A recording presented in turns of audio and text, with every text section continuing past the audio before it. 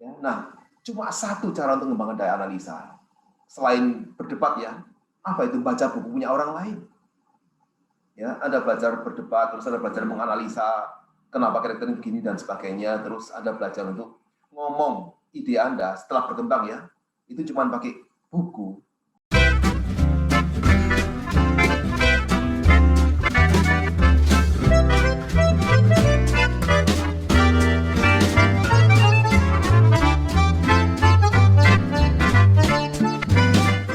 Saya itu seumur hidup ngambil 4 loh, Bud. Saya itu majornya itu engineering, tapi 4 kelas untuk writing. Bayangkan, Wow. bukan kelas social science ya, bukan apa, tapi kelas teknik itu 4. Jadi diharuskan. Terus saya lihat teman-teman yang anaknya juga sekolah di Inggris, itu juga ditekankan tuh writing. Kenapa tahu nggak? Di kelas itu ya, kalau ada writing kelas itu ya, Bud ya. Terus gurunya tanya, what do you think kalau begini, atau si karakter yang ini begini. Terus yang orang-orang sana itu langsung angkat tangan semua, kanan kiri, yang putih-putih saya. Kita orang Asia diam aja. Kenapa tahu nggak? Belum dikembangkan budaya analisanya. Nah, cuma satu cara untuk mengembangkan daya analisa. Selain berdebat ya, apa itu baca buku punya orang lain. Ya, ada belajar berdebat, terus ada belajar menganalisa kenapa karakternya begini dan sebagainya, terus ada belajar untuk ngomong ide Anda setelah berkembang ya. Itu cuma pakai buku. Sayang banget. Oke, oh ya, ini saya izin direkam ya. Jadi sesi Zoom ini akan saya rekam. Kayaknya langsung kita mulai saja deh. Ya. Oke. Sebentar. Oke. So, hello. Welcome to the latest episode of Teal Talk to You Literature Podcast.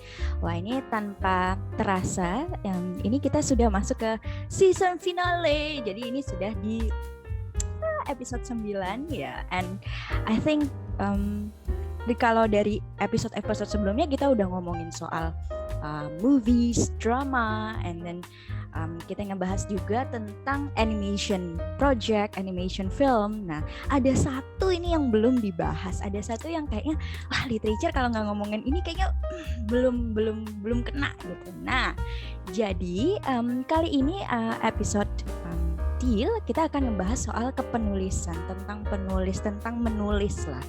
And today I am accompanied by a very special writer.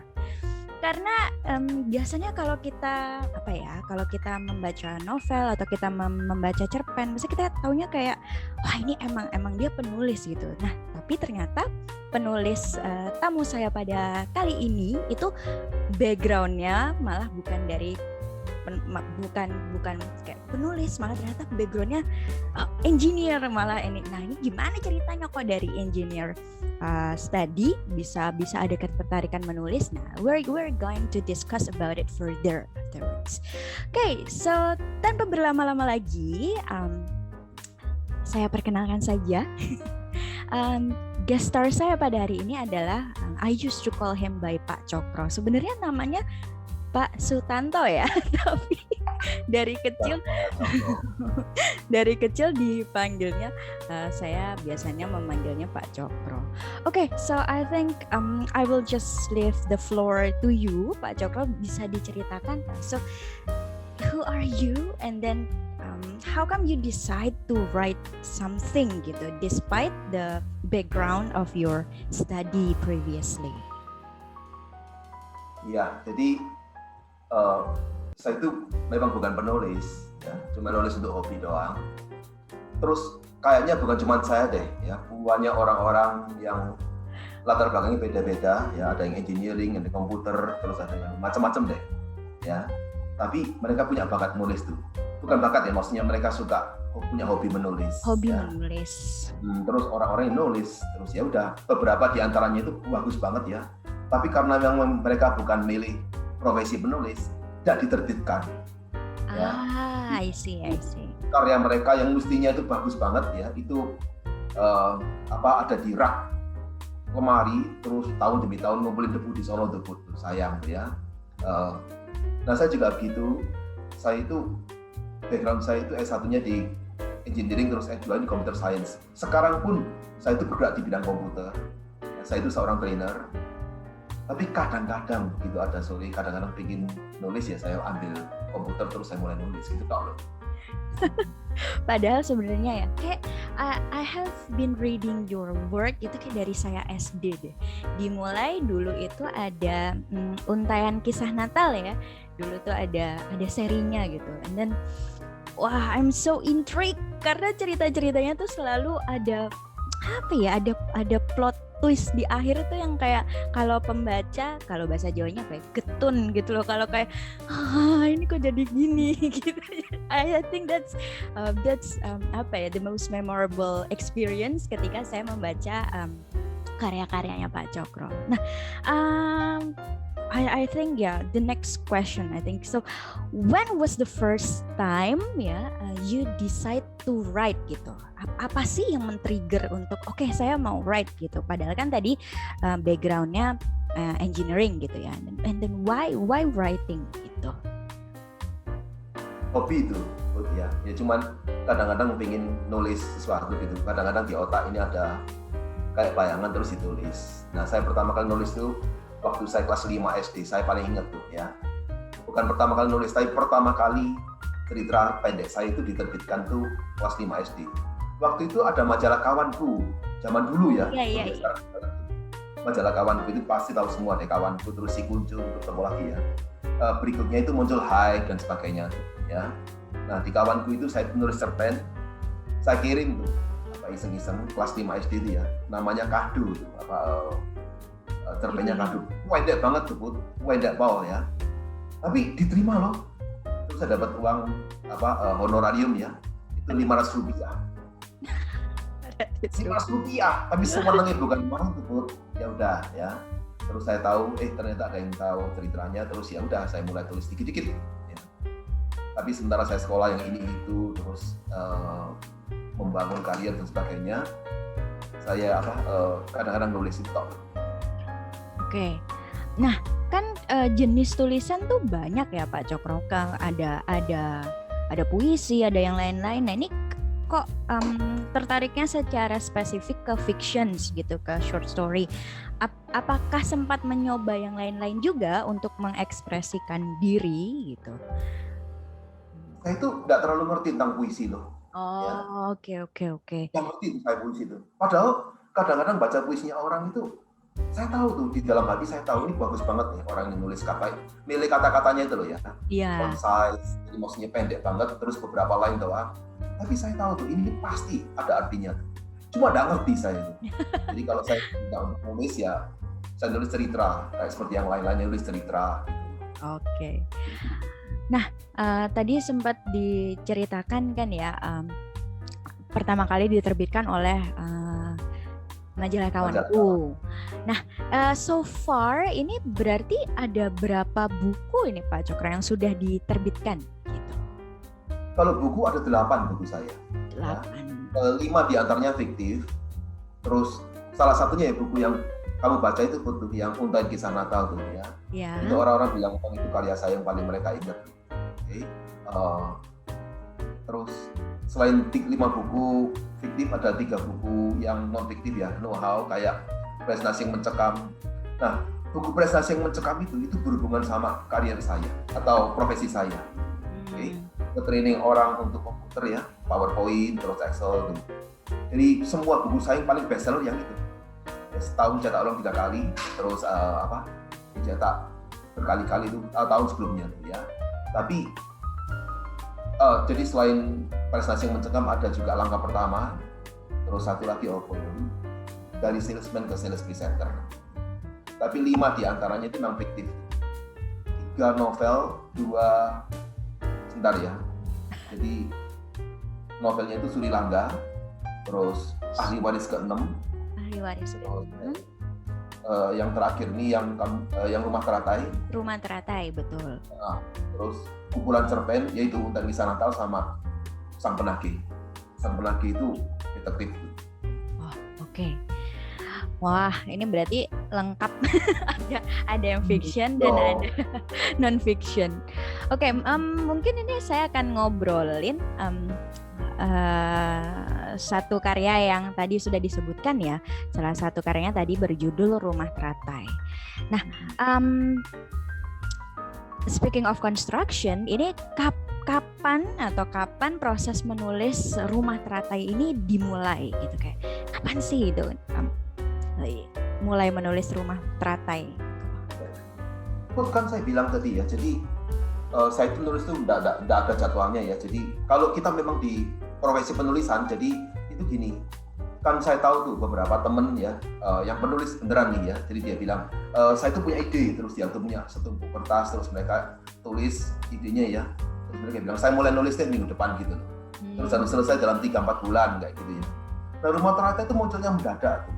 Mendadak. Paling senang di Rumah Teratai dari semua karya saya ya. Walaupun menurut anak-anak saya itu yang paling bagus dari karya saya itu Sri Langga. Sudah belajar belum Sri Langga? Udah. Ya. Kata anak-anak saya itu yang paling mereka paling bilang itu novel tuh, kalau yang ini enggak. Oh. Karena panjang gitu ya, karena panjang terus rodok ngaco, jadi kesana sini dan sini. Tapi itu gini tuh ya, saya itu nulis halaman pertama ya, di otak cuma ada satu ide, rumah gede. Itu kok yang di otak saya, terus saya mulai nulis ya. Kayaknya itu berasal dari waktu saya dulu kecil, waktu saya umur 5-6 tahun ya. Itu engkong saya, tapi sudah meninggal waktu itu punya sebuah rumah gede banget tuh di Batu. Waduh, gedenya bukan main tuh ya. Jadi mungkin berapa ya, 1-2 hektar kali. Itu rumah loh itu. Rumah. Orang zaman dulu itu rumahnya gede. Sebagian besar kebun gitu loh. Dan terus saya sampai sekarang masih ingat itu rumah sekarang jadikan sekolah sudah. Ya, sekarang ini yang saya dengar jadi sekolah. Maka di otak itu ada pikiran nulis tentang rumah deh gitu. Terus mulai nulis tentang pemiliknya, punya 14 orang istri gitu loh. Iya. Itu berkembang berikutnya ya, bahwa dia suka punya istri banyak, berkembang berikutnya. Terus punya anak yang nanti membuat rumah ini bagaimana gitu. Itu loh yang saya pikir. Terus pelan-pelan nulis. Nah, kan saya itu nge-training gitu. Jadi nggak selesai itu novel itu. Sampai berapa? 3 tahun. Iya dong, untuk nulis kan mesti duduk terus, apalagi itu 3 generasi. Ya, terus mesti ingat dong. Nah, saya nulis beberapa halaman terus buka lagi karena kesibukan, terus buka lagi. Waktu buka itu sudah lupa tuh alurnya. Ya, tahunnya sudah lupa tuh, tahun berapa dan sebagainya sudah lupa tuh, maka mengulang lagi. Maka di Rumah Teratai itu saya tulis tahun yang ini, si ini lahir. Tahun ini dia mulai keluar dari rumah dan sebagainya itu. Pakai Excel tuh, saya taruh tanggalnya sekian, dan sebagainya. Maka lama itu nulisnya. Terus untuk menjawab pertanyaan Putri tadi itu, ya ada tuh patokan kapan mulainya, terus harus sampai kapan berhenti, terus tapi kan enggak. Oke. Nah, tapi ya seperti yang tadi saya bilang ya, walaupun ya challenges-nya tadi dalam masa atau proses menulisnya itu on off gitu dan mengambil waktu lama, tapi saya merasa di Rumah Teratai itu detailnya sangat vivid gitu loh. Detailnya tuh ya kayak pas kita mulai membuka bukunya aja itu sampai ada denah rumahnya juga, nah gitu-gitu. Maksudnya itu gimana itu prosesnya? Berarti benar-benar dibayangkan atau ada orang juga kan yang menulis dia riset gitu ya atau lihat. Nah pas saat menulis Rumah Teratai ini apakah purely memang based on imagination gitu atau gimana? Ini dia. Ya betul. Ini karya ini nggak serius sampai kira-kira 100 halaman pun. Terus baru saya mulai diam-diam kroson. Waduh, ini oke nih ide saya ini. Maka saya mulai ngambil kertas ya, terus saya mulai coret-coret itu denahnya untuk bantu tuh. Terus ini saya anggap karya yang serius nih. Waktu itu ya setelah kira-kira 100 halaman baru saya sadar. Ini kayak bisa jadi karya yang serius. Maka saya mulai put lot of time di sini ya, jadi saya mulai serius gitu loh. Jadi mulai saya ketik terus tak tulis itu karakternya, saya tulis, saya bayangin orangnya seperti gini dan sebagainya. Nah terus itu berkembang terus tuh. Itulah sebabnya ya saya itu setiap saya ditanya sama orang, lupa memang betul nih, beberapa orang bilang gini ya, untuk yang baca karya ini di internet, karya ini betul-betul detail banget sampai ditunjukkan rumahnya seperti apa, terus Iya, kembangnya seperti vivid. apa, ya. Jadi seolah-olah kita berada di sana. Saya tuh senang banget dengar yang itu, masukan yang begitu. Karena saya memang pengen sedetail banget ya untuk nuliskan nih isinya yang ini kayak begini, terus rumahnya kayak begini, terus waktu terbakar rumahnya itu Iya. hancur-hancuran gitu dan sebagainya gitu ya. Cuma gini nih, saya mau ngomong kalau ada yang dengar ya podcast ini, terus ada yang mulai bilang, saya pengen jadi penulis deh gitu ya. Saya sarankan tuh, Anda nggak usah mikirkan sebuah tempat yang saya pengen nulis deh karya yang monumental. Jadi saya itu pengen nyewa sebuah tempat di gunung gitu, yang sepi, terpencil. Iya. Saya sendiri komit 3 bulan gitu untuk nulis sebuah novel. Gak usah gitu. Langsung ambil komputer, laptop ya, atau apa aja deh. Langsung tulis kalimat yang pertama. Put, kalau kamu lihat ya novel zaman sekarang ini, sampai seperempat jalan kamu nggak tahu loh ini orang ini siapa dan sebagainya. Kenapa? Orang itu langsung mulai di tengah-tengah. Bener. Jadi sementara jalan mereka menebak-nebak tuh pembacanya. Ini siapa sih orang ini? Terus yang ini siapa sih, adiknya kayak atau kakaknya kayak? Nah itu berkembang sendiri tuh Put. Ya, zaman sekarang pembaca itu suka dibuat mikir. Ya kalau mereka mikir gitu, jadi tidak dijabarkan sampai tuntas depannya itu apa, ini siapa, terus bibinya namanya siapa, umurnya berapa, malah lebih enjoyable tuh baca novel. Ya. Jadi mulailah di tengah-tengah atau mau terakhir terserah. Ya, pokok mulai dulu, ngetik dulu kalimat yang pertama. Jalan baru pelan-pelan nanti Anda tunjukkan, ini loh, ternyata orang ini, si A ini, itu adalah orang tuanya si B, pantas gitu, mulai terbuka semua. Ya. Jadi itu yang saya lakukan dengan rupa teratai. Dari mana saya mulai nggak tahu, ujuk-ujuk ada ide tengah-tengah. Iya. Ya. Nah, depannya baru saya tulis tuh rumah teratai seperti apa dan seterusnya. Ya. Maka kalau kamu perhatikan di situ, sebetulnya saya tuh nulis chapter nomor 3 dulu atau 4 dulu. Betul. Baru setelah mulai terbentuk, saya kembali ke depan. Saya tuliskan rumah teratai itu gedenya seperti apa dan seterusnya. Jinwo ini siapa dan seterusnya, gitu loh. Ya, itu pun tidak perlu mestinya. Kenapa? Seperti yang saya tadi bilang, orang-orang zaman sekarang itu suka kalau diminta untuk mikir, ya. Jadi nggak semua dibuka dulu di depan mereka terus mereka lihat. Sambil jalan mereka menikmati tuh proses mikirnya. Ya, jadi sekali lagi tidak ada outline seperti apa, tidak ada. Oke.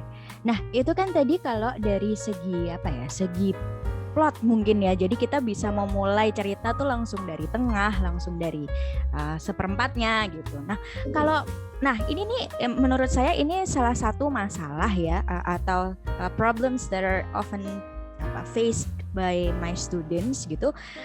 Pada saat menulis itu mereka kesulitan mendeskripsikan sesuatu gitu.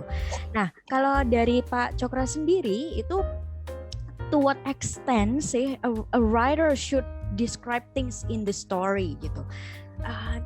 Kayak kalau dalam proses nulis gitu ya, kalau misalnya mahasiswa saya ngobrol atau apa itu mereka bingung gitu loh, ini kita mesti mendeskripsikan sesuatu tuh sampai seperti apa sih gitu. Nah ini kan kalau dari karya-karyanya Pak Cokro kan sampai kita membaca terlepas dari plot ya, tapi pada saat ruangan itu diceritakan kita sampai bisa ngebayangin ada tikus di pojokan, ruangannya dingin, kemudian gelap dan lain sebagainya. Nah responsibility kita sebagai penulis itu seberapa untuk bisa atau kira-kira mendeskripsikan sesuatu atau seseorang atau things in the story.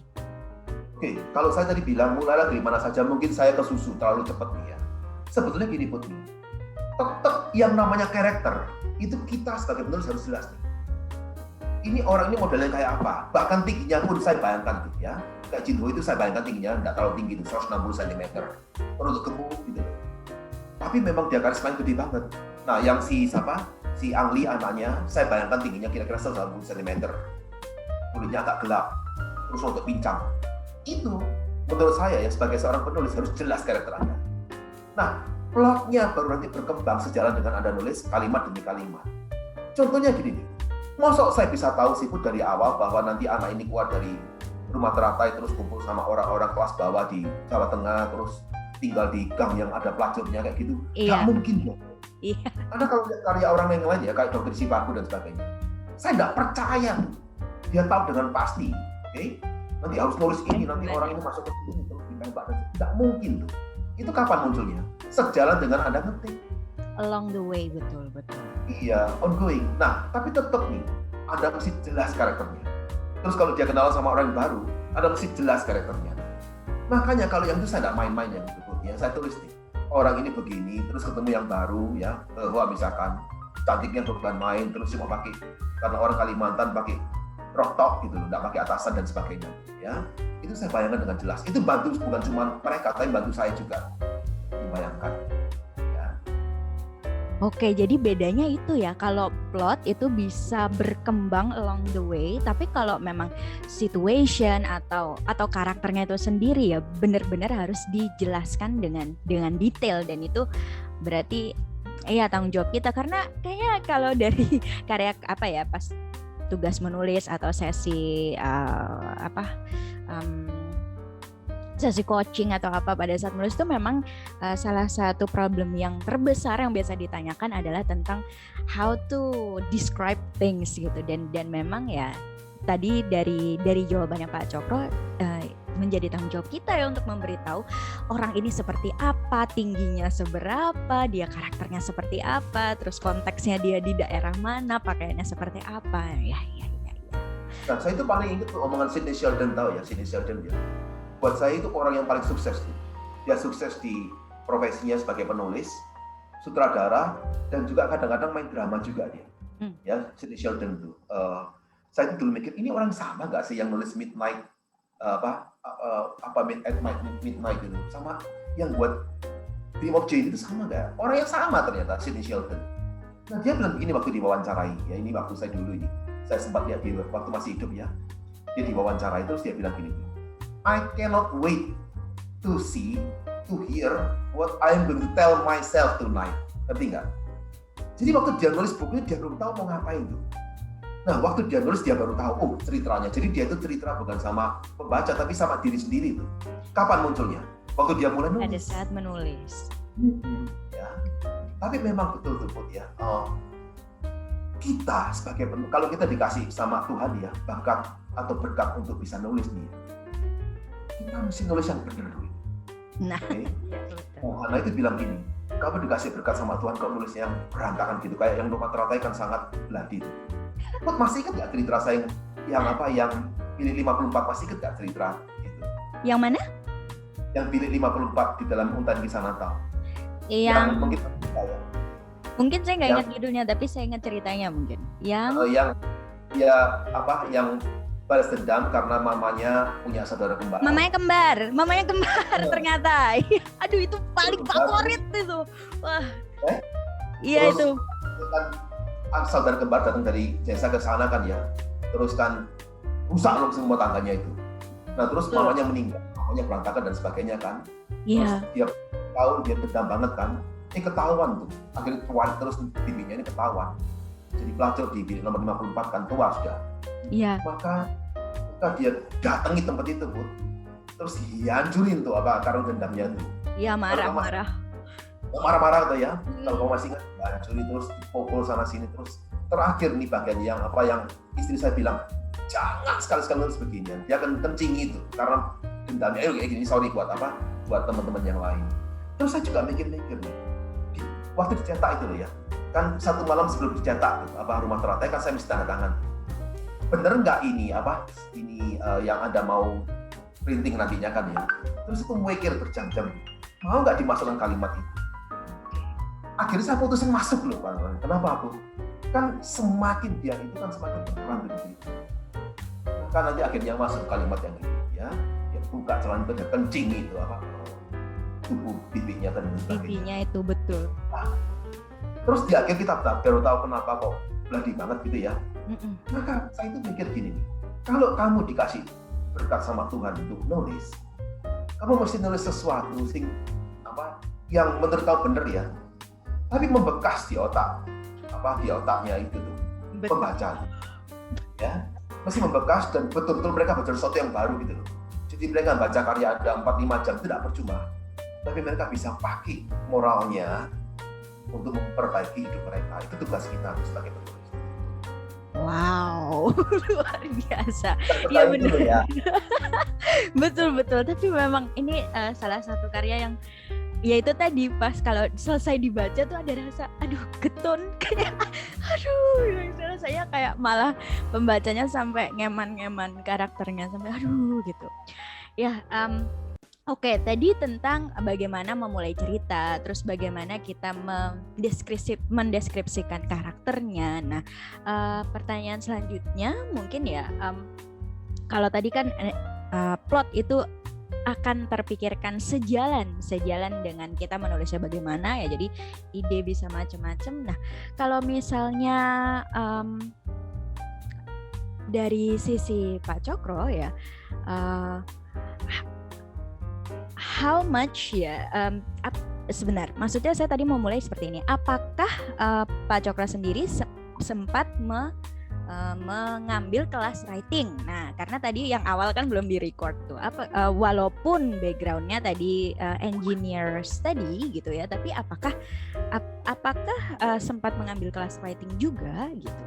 Dan pertanyaan lanjutannya mungkin, how much ya did the talent you have now itu diaplikasikan dari kelas-kelas menulis tadi and from what you have learned from other writers? Kira-kira porsinya gimana sih gitu Pak?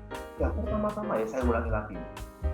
Walaupun saya itu ngambil kelas engineering sama computer science, tapi ada 4 kelas writing. Bayangkan nih, writing 101A, 101B, dan 101C. Itu pun setelah selesai ya, satu lagi, writing upper division namanya, 111, writing 111, ya atau English 111. Nah, 3 kelas yang pertama itu semua harus ngambil, ya. Apakah Anda majornya engineering atau political science atau apa aja yang harus ngambil. Jadi pertanyaan gini nih, ngapain kita belajar sesuatu ya? Kita mau bekerja di profesi tertentu, tapi harus ngambil kelas writing. Saya sekarang baru tahu tuh, Bro, ya. Ternyata itu betul-betul bentuk cara Anda menganalisa sesuatu, berdebat, semua dari kelas-kelas yang itu, ya. Coba bayangkan begini nih, ya. Di kelas yang writing itu apa kerjaan kita? Kamu disuruh baca cerita dulu, zaman saya loh ya, nggak tahu sekarang ini. Zaman saya dulu disuruh baca cerita. Waktu anak saya Sifanya sekolah sama Feli sekolah, ternyata mereka juga disuruh ngambil. Ini 4 abad kemudian, kelas writing. Apa? Bagaimana caranya? Sama juga nih. Kamu disuruh baca sebuah cerita, ya, atau cerpen atau novel, Iya. terus minta 2-3 hari itu membahas. Nah, dikasih panduan beberapa pertanyaan. Menurut kamu kenapa yang ini begini? Nah, salah satu cerita anak saya Sifanya itu Joseph Conrad, ya, yang judulnya Mutiny, pemberontakan di atas kapal. Terus dia tanya sama saya, waktu dia di US kan, jadi kita hubungan pakai apa telepon. Tapi ini maksudnya apa tuh? Kebetulan cerita itu saya juga diminta untuk membahas. Oke. Ngomong apa? Ternyata memang ada beberapa simbol di situ yang memang mesti dibuka gitu. Ya, supaya nggak lompat-lompat. Jadi buat apa kita ini belajar literature? Saya tahu tuh, satu-satunya cara kita belajar literature adalah belajar untuk berdebat, mengerti sesuatu ya, itu adalah baca bukunya orang lain. Berapa banyak sih di antara kita yang punya kesempatan untuk berdebat sesama teman atau membahas sesuatu tentang ini? Jarang.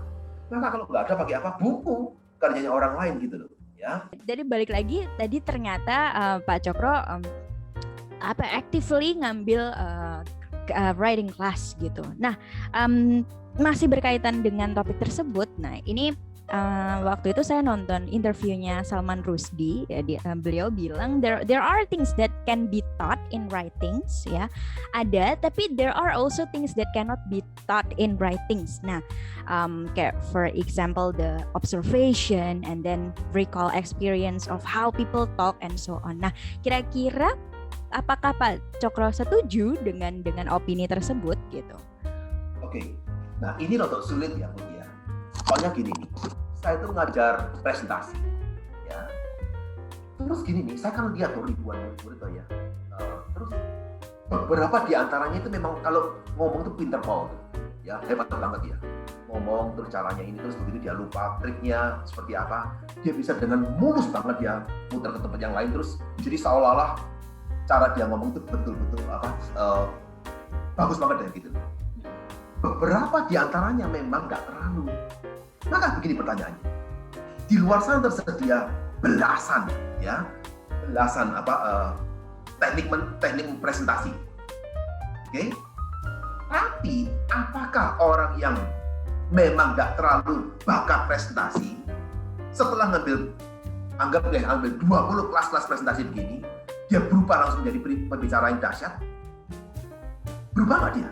Nggak tahu juga. Atau gini nih, mungkin nggak di sana itu ada pembicara yang memang sejak lahir pinter ngomong tuh, ya. Okay. Jadi kalau dalam ruangan tuh, maminya itu lagi masak nih, terus dia lihat anak tadi ini cerita sama ciciknya misalkan nih, ya. Wah dia sendiri pengen dengerin tuh, oke? Tapi anak ini nggak pinter di matematika misalkan. Nah ciciknya pinter di matematika, tanya sekarang, waktu mereka besar nantinya ya, apakah kalau sama-sama ngambil kelas presentasi misalkan, maka adiknya ini, maka ciciknya lebih hebat daripada adiknya, begitu nggak? Belum tentu. Kayaknya enggak, Iya, ya? Betul. Enggak. Maka begini sekarang, jadi ini agak sulit pertanyaannya. Oke, Pak Salman Rushdie bilang begini, betul, beberapa bisa diajarkan, beberapa tidak bisa diajarkan. Kenapa? Karena asalnya bukan dari teori, tapi dari mana? Dalam. Ya, maka betul nggak ada yang namanya bakat mengarang, tapi ada orang yang memang bakat di bidang yang lain, nggak bakat mengarang. Ada nggak begitu? Kalau kamu tanya sama saya tuh lihat kanan kiri ya, terbut ya, umur saya 60 lebih, saya yakin yang namanya bakat juga bicara. Oke? Beberapa orang walaupun dia belajar metafora, terus belajar eulogism, terus baca karyanya ratusan orang, tapi beberapa orang yang lain, ya, itu langsung buat kalimat yang dahsyat. Kenapa? Dari dalam itu muncul kata-kata yang ini dan sebagainya. Rangkaian kalimat yang ini dan sebagainya muncul dari dalam hati. Mana yang bagus? Nggak tahu saya, ya. Tapi kayaknya memang ada bicara juga yang namanya bakat di sini. Oke, jadi itu pendapat saya tentang Salman Rushdie yang bilang ada yang bisa diterangkan secara teori ya, tapi ada yang nggak bisa diterangkan secara teori. Oke. Nah, berlanjut lagi dari situ. Nah, mungkin kalau bakat ya, kalau saya potong dulu. Tapi tetap bantu. Oke, tetap bantu, tetap bantu. Sekarang pun waktu saya nulis nih ya, saya itu ingat beberapa kalimat dari dulu waktu kira-kira 30 tahun yang lalu saya ngambil kelas ini. Sorry saya potong dulu ya. Itu kita membahas buku namanya The Dead. The Dead itu karangan dari James Joyce. Oke, saya ini ngomong apa supaya orang nggak salah paham. Nah, itu bukunya tebal tuh, Bud ya. Jadi saya itu masih ingat tuh di kelas itu kita diminta untuk bahas bukunya The Dead karya James Joyce itu, ya. Orang yang sama yang nulis Ulysses. Nah, itu bukunya panjang. Terus saya tuh lihat waktu baca pertama kali ya, loh ini kan cerita tentang makan malam biasa gitu loh. Makan malam biasa ya, jadi orang datang, terus yang punya gawe, yang punya pesta itu kakak beradik perempuan yang nggak menikah, terus mulai ngomong dan sebagainya. Tapi saya tuh punya feeling di dalam. Somewhere di sana sini ya, pasti ada alasan kenapa kita satu kelas 40 orang diminta untuk bahas. Harus baca itu, ya. Harus baca itu, gitu. Pasti ada alasannya dong, nggak mungkin cerita biasa dong. Iya. Dan memang barusan 20 tahun kemudian, ya waktu masuk era YouTube ini, saya baca di internet tuh, ternyata dalamnya bukan main. Nah kalimat terakhir di buku itu saya tuh lupa itu tepatnya seperti apa ya. Terus dia bilang gini nih, terus dia lihat orang ini ya, tokoh utamanya itu melihat keluar jendela. Dia pertama-tama lihat ke dalam ya, melihat ke istrinya lagi tidur tuh, lagi selimutan kan musim dingin tuh. Terus dia lihat keluar jendela, terus dia lihat tuh di sana tuh salju turun. Memang waktu itu tengah-tengah musim dingin, ya. Terus mereka di hotel waktu itu, salju turun. Terus dia bilang gini nih, dan semua kehidupan manusia itu naik dan kemudian turun, ya seperti salju.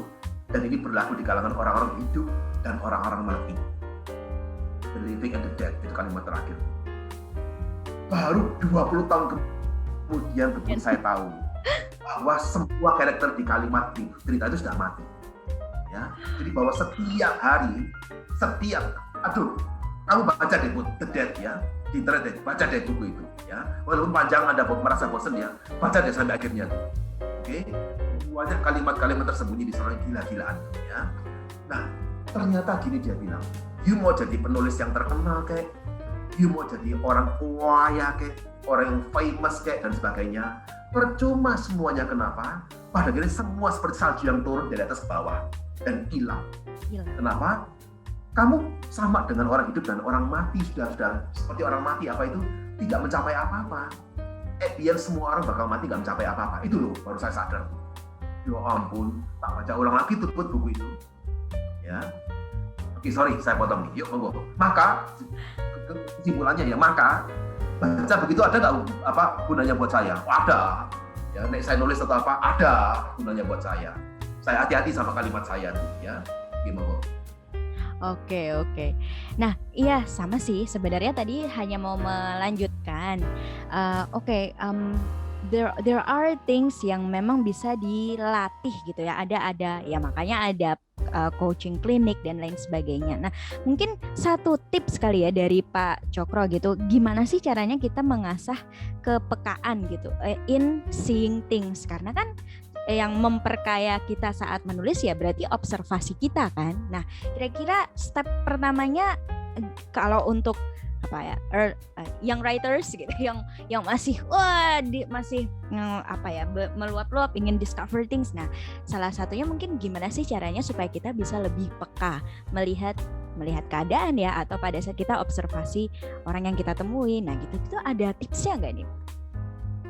Put, yang pertama ya, saya sarankan nih buat orang-orang yang mau nulis nih. Saya ini bukan menulis terkenal loh ya, tapi saya sarankan nih ya. Anda semua baca buku sebanyak-banyaknya. Oke. Kadang-kadang tuh Put ya, waktu kita nulis nih, di tengah-tengah itu macet loh. Ada loh, writer blocks tuh ada loh. Betul. Ya, itu ada loh. Nah, kalau macet nih, berminggu-minggu loh, kamu nggak nulis nih. Malam-malam Anda nggak nulis, itu gimana terusnya ya? Terjadi loh itu. Tetapi banyak penulis yang bilang gini nih, gara-gara saya baca bukunya orang ini, gara-gara saya baca bukunya orang ini dan sebagainya gitu. Gara-gara saya datang di sebuah kasus di sebuah pertemuan debat, saya belum muncul ide yang baru. Terus itu setelah berhenti 1-2 bulan terus loh, dan jadi salah satu buku yang terbaik. Iya. Nah, jadi gimana lihat kepekaannya? Ada yang bilang gini nih, beberapa penulis yang serius ya, itu betul-betul terjun ke dunianya. Oke. Saya pernah dengar kabar nih, yang nulis Forrest Gump, tahu ya orang-orang yang nulis Forrest Gump itu? Oke, itu dia itu masuk ke rumah-rumah sakit.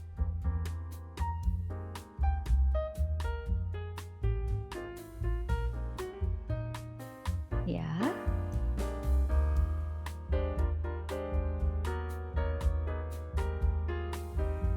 Oke, itu Ya. betul. Tinggal di kalangan orang-orang hitam ya, Harper Lee. Oke, terus dia nulis. Jadi kalau kamu mau betul-betul peka terhadap materinya, ya sudah, nggak usah mikir terlalu jauh nih. Coba jalan keloyongan di tempat-tempat gitu. Coba lihat ke gang-gang yang sana. Pasti muncul tuh idenya. Kenapa? Orang-orang banyak tanya sama saya gini, Pak, Anda dapat sumber cerita dari mana sih? Iya. Kamu keluar rumah tok ya, melihat orang yang jualan itu loh, yang jualan apa itu bakso atau apa itu cerita loh. Iya. betul. Ya, itu cerita loh, itu idenya tuh. Terus sisanya terserah Anda mau baca tentang orang jualan bakso kayak atau apa gitu. Tapi itu cara buat kita membangun kepekaan kita. Iya, berarti keluar dan lihatlah berarti ya. Sampai duduk lihat YouTube atau lihat film Korea. Iya, betul. Iya sih, sampai sekarang saya masih percaya setiap orang tuh punya cerita ya. Jadi pada saat kita keluar ngelihat tukang bakso itu ya pasti ada nih angle hidupnya dia yang bisa dikulik gitu. Entah dia nulis apakah dia jualan baksonya terpaksa atau dia memang suka atau dia ya pokoknya ya benar sih, saya setuju. Keluar dan melihat ya dan experience things gitu. Oke, wow. Obrolannya sangat insightful sekali. Baik, kalau begitu, wow, ini obrolan yang sangat menarik. Tapi kalau diterusin podcastnya bisa 1 jam lebih. Nah, jadi mungkin Buat pertama-tama, yang bisa menarik, tahu nggak kenapa? Karena saya itu ya di dunia saya ya yang training komputer gini ya, komputer terus lihat apa layar komputer. Jarang banget ngomong-ngomong begini, tahu nggak? Jadi kalau ngomong gini kadang-kadang saya munculnya agak semangat, sorry ya. nggak apa-apa. Jadi malah terima kasih sekali. Ya banyak banget hal yang ya tadi dipelajari lah mengenai writer's block, mengenai tanggung jawab kita sebagai penulis, dan juga tadi ada tips-tips untuk penulis-penulis yang aspiring writers yang saat ini lagi mencoba menulis ya tadi ya, see the world and experience the world. Baik, kalau begitu, wah terima kasih sekali atas waktunya. Hope to see you again soon, karena ini situasinya masih kita dalam suasana pandemik. Semoga nanti situasinya lebih baik, jadi kita bisa ngobrol-ngobrol lagi. Terima kasih Pak Cokro untuk waktunya. Terima kasih. Thank you Bu, sampai ketemu lagi ya.